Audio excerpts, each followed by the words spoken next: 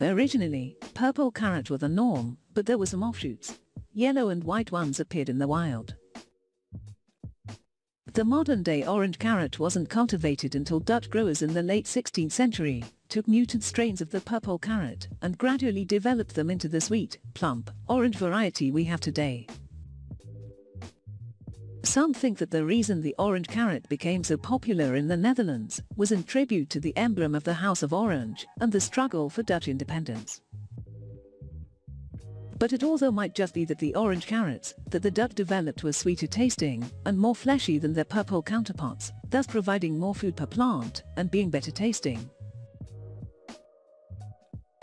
The origins of the cultivated carrot is rooted in the purple carrot in the region around modern-day Afghanistan. The largest carrot ever grown was 19 pounds, grown by John Evans in 1998 in Palmer, Alaska.